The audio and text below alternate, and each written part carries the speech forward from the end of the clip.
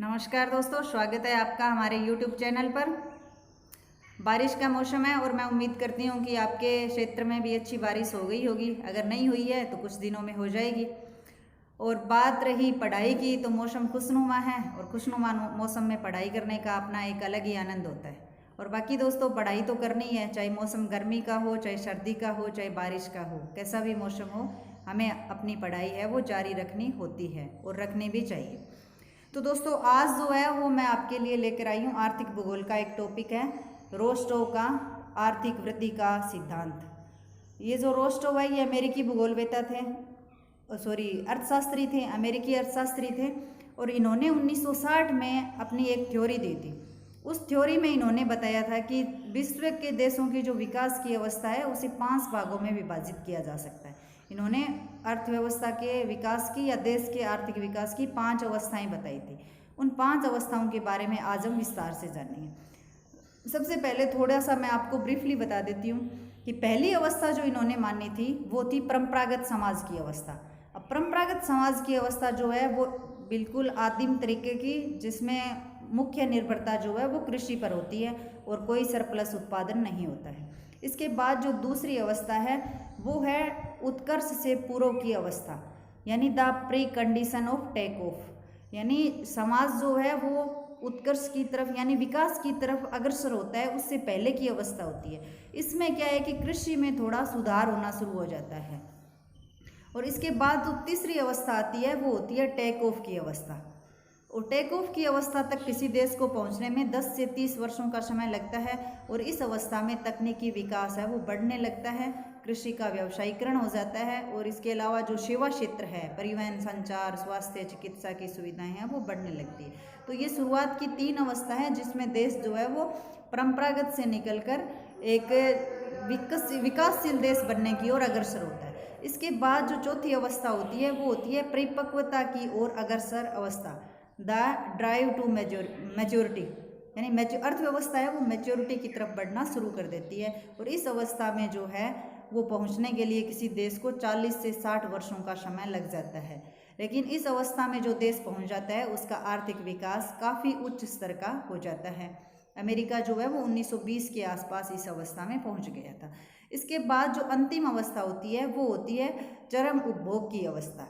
चरम उपभोग का मतलब यहाँ हम ले सकते हैं कि जो हमारी आवश्यकताएं हैं उससे अधिक उपभोग, यानी लग्जरी जो है, लग्जरी लाइफ लोग जीने लग जाते हैं, वो अंतिम उपभोग की अवस्था होती है, जिसमें विश्व के विकसित देश जो है वो वर्तमान में है। इन 5 अवस्थाओं के अलावा रोस्टोव ने 1971 में एक अवस्था और भी जोड़ी थी, उसे कहा था द सर्च फॉर क्वालिटी।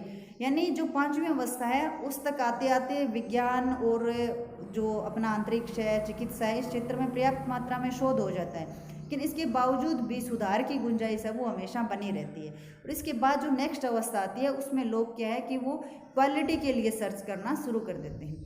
तो दोस्तों, ये तो मैंने आपको संक्षिप्त में बताया है। अब प्रत्येक अवस्था जो है वो डिटेल से मैं आपको तो दोस्तों, ये है रोस्टोव का सिद्धांत, स्टेजेस ऑफ इकोनॉमिक ग्रोथ, यानी आर्थिक वृद्धि की अवस्थाएं। रोस्टोव ने कार्ल मार्क्स के विपरीत आर्थिक व गैर आर्थिक गतिविधियों, दोनों प्रकार की गतिविधियों का अध्ययन किया है। यानी रोस्टोव ने जो है वो आर्थिक और गैर आर्थिक दोनों प्रकार की गतिविधियों का अध्ययन करके अपना सिद्धांत प्रतिपादित किया है।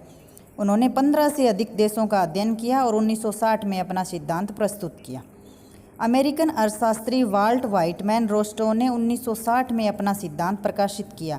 उनके अनुसार आर्थिक वृद्धि 5 चरणों में होती है। तो यहाँ 2-3 प्रश्न बन रहे हैं। ये अमेरिकन अर्थशास्त्री थे, पूरा नाम वाल्ट व्हाइटमैन रोस्टोव है, और इन्होंने 1960 में अपना सिद्धांत दिया और आर्थिक वृद्धि के 5 चरण बताए।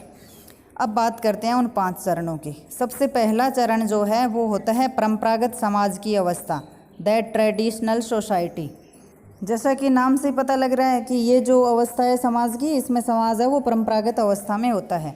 इस अवस्था में उत्पादन की परंपरागत पद्धतियों का प्रयोग किया जाता है, यानी कोई तकनीकी विकास नहीं होता। परंपरागत रूप से मनुष्य को जितना नॉलेज होता है उन्हीं से वो उत्पादन करता है। इस अवस्था में उत्पादकता का स्तर निम्न होता है, जिसके कारण आधिक्य उत्पादन का अभाव रहता है। क्योंकि इस अवस्था में मनुष्य को तकनीकी ज्ञान नहीं होता है, वो परंपरागत रूप से जितना जानता है उन्हीं का उपयोग करके कृषि का और जो उत्पादन है वो करता है। तो इससे क्या होता है कि उतना ही उत्पादन होता है जितना जीवन निर्वाह के लिए आवश्यक होता है। अधिक के उत्पादन जो सरप्लस है वो नहीं रहता है। इस अवस्था में तकनीकी आविष्कार एवं नवाचारों का अभाव होता है, क्योंकि परंपरागत अवस्था है समाज की बिल्कुल शुरुआती, तो इसमें तकनीकी आविष्कार नहीं होते हैं, ना ही कोई नवाचार होते हैं। और इस अवस्था में जो अधिकांश जनसंख्या लगभग 75% जनसंख्या कृषि में संलग्न होती है, और कृषि आधारित होने की वजह से और परंपरागत समाज होने की वजह से ये अर्थव्यवस्था है ये अविकसित स्तर की होती है। शिक्षा और स्वास्थ्य सुविधाओं के अभाव के कारण जीवन स्तर निम्न होता है, क्योंकि परंपरागत समाज है, उत्पादन कम है, आर्थिक स्थिति भी कोई अच्छी नहीं है, तो इस कारण जो ये सामाजिक कल्याण की सुविधाएं होती है, शिक्षा स्वास्थ्य, इनका अभाव होता है और जीवन स्तर निम्न होता है। No centralised nations and political system, और इस अवस्था तक क्या होता है कि समाज जो है वो आदिम अवस्था में ही होता है, तो कोई भी व्यवस्थित जो है कोई राष्ट्र राज्यों का निर्माण नहीं होता है, और कोई व्यवस्थित पॉलिटिकल सिस्टम है, कोई लोकतांत्रिक है, या फिर और अगर हम बात करें तो कोई जो संसदीय व्यवस्था है, अध्यक्षात्मक व्यवस्था है, इस तरह का जो सिस्टमैटिक पॉलिटिकल सिस्टम जो है वो डेवलप नहीं होता है।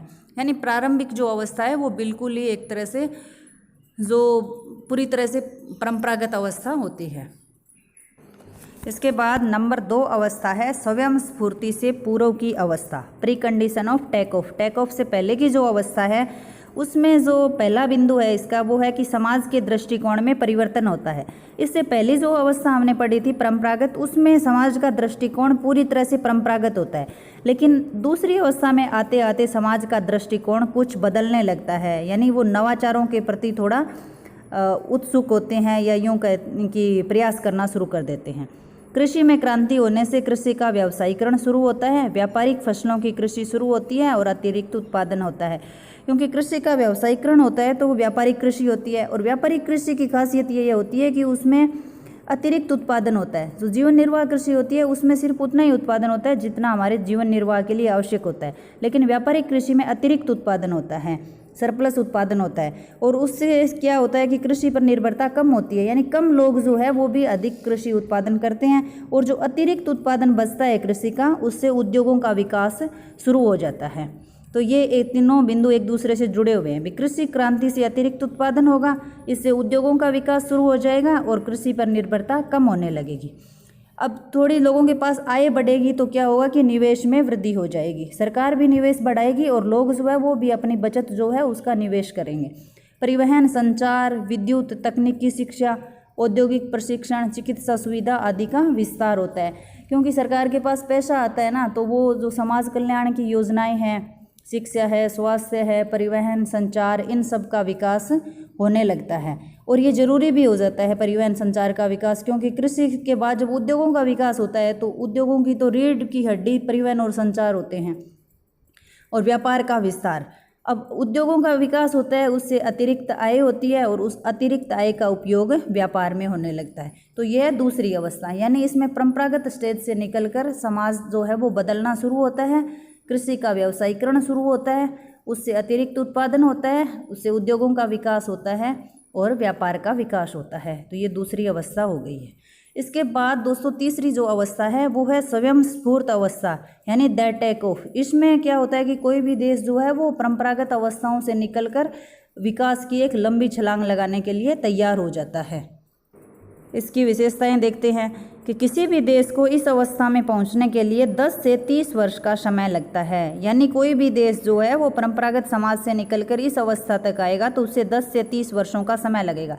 और ये जो 10 से 30 वर्षों का गैप है ना, ये उस देश का जो तकनीकी विकास है उस पर निर्भर करेगा। इस अवस्था में विकास स्वगतिमान एवं आत्म प्रेरित होता है, यानी लोगों में जो एक इनोवेटिव जो दृष्टिकोण है वो विकसित हो जाता है। निवेश की दर में राष्ट्रीय आय की 5 से 10% तक की वृद्धि होती है। राष्ट्रीय आय का 5 से 10% है वो निवेश होने लगता है। घरेलू मांग बढ़ती है जिससे औद्योगिक उत्पादन बढ़ता है और रोजगार के अवसर भी बढ़ते हैं।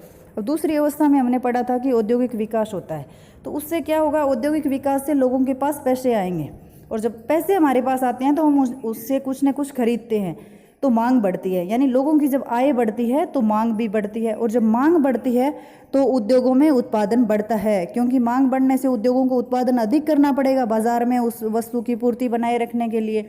और जब उद्योगों में उत्पादन बढ़ेगा तो अधिक लोगों की आवश्यकता होगी, तो रोजगार के अवसर बढ़ेंगे। तो ये सारे एक दूसरे से जुड़े हुए हैं कि जब अतिरिक्त उत्पादन होगा तो लोगों की आय बढ़ेगी, आय बढ़ेगी तो मांग बढ़ेगी, और मांग बढ़ने से औद्योगिक उत्पादन बढ़ेगा और रोजगार के अवसर भी बढ़ेंगे। विनिर्माण क्षेत्र का विकास होने से आर्थिक वृद्धि दर ऊंची हो जाती है। इस अवस्था में औद्योगिक विकास जो है वो अच्छी तरह से हो जाता है और आर्थिक वृद्धि दर ऊंची हो जाती है। तकनीकी प्रगति के कारण उद्योगों में विविधता पाई जाती है। इस अवस्था में तकनीकी प्रगति अधिक हो जाती है, जिसके कारण कोई ये नहीं है कि एक दो उद्योग जो है वो ही लगे हुए हैं, बहुत सारे नए उद्योग जो है वो भी लगना शुरू हो जाते हैं। पूंजी निर्माण की उच्च क्षमता का विकास होने से विदेशी व्यापार को भी बढ़ावा मिलता है, क्योंकि पूंजी बढ़ती है तो व्यापार बढ़ता है, और इसी के दौरान विदेशी व्यापार भी बढ़ता है, जिससे विदेशी मुद्रा की प्राप्ति होती है और सरकारें उद्योगों को बढ़ावा देने लगती है, क्योंकि उद्योग जो है वो बहुत अधिक जनसंख्या को रोजगार देना शुरू कर देती है, जिससे सरकारें उद्योगों को बढ़ावा देती है। अब ये कुछ देश है कि ये इस अवस्था में किन वर्षों में पहुँचे।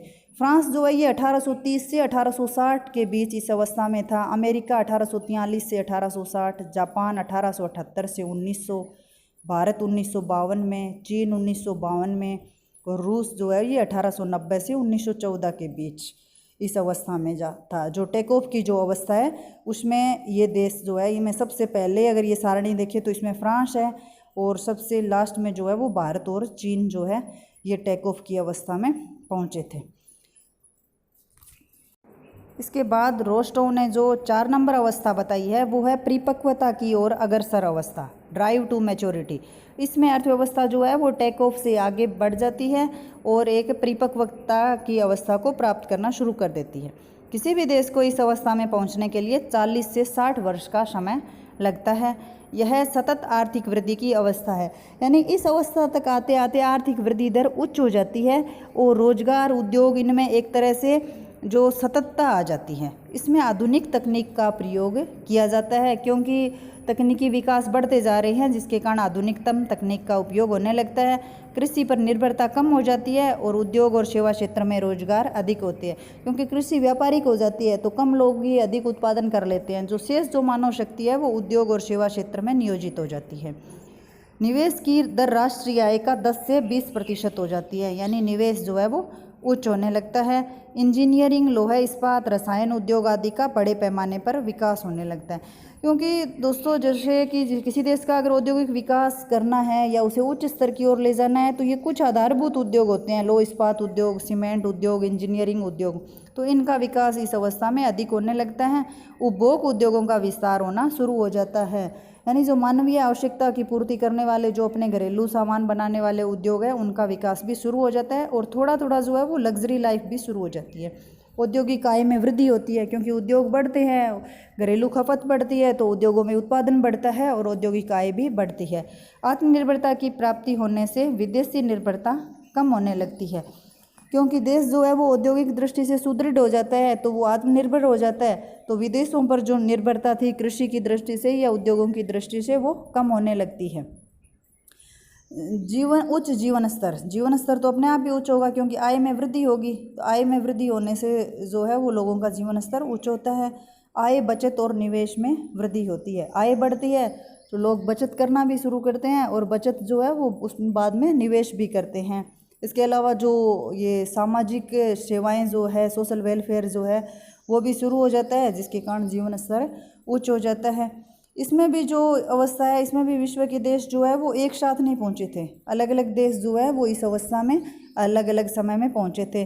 जैसे अमेरिका 1900 में इस अवस्था में पहुंच गया था, जबकि जर्मनी 1910 में, जापान 1940 में और कनाडा 1950 में इस मैच्योरिटी की अवस्था में पहुंचे थे, जो आज विश्व के विकसित देश है। तो हम यूँ कह सकते हैं कि जो मैच्योरिटी एज में जो देश हैं वो विकसित देश हैं, जिनमें जीवन स्तर उच्च पाया जाता है।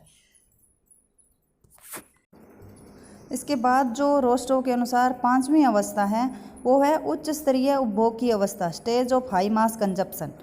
इस अवस्था के जैसे नाम से पता लग रहा है कि इसमें उपभोग जो है वो उच्च स्तर पर पहुंच जाता है, क्योंकि लोगों की आय बढ़ जाती है, जिससे वो और उच्च स्तर की उपभोक्ता वस्तुओं का उपयोग करना शुरू कर देते हैं।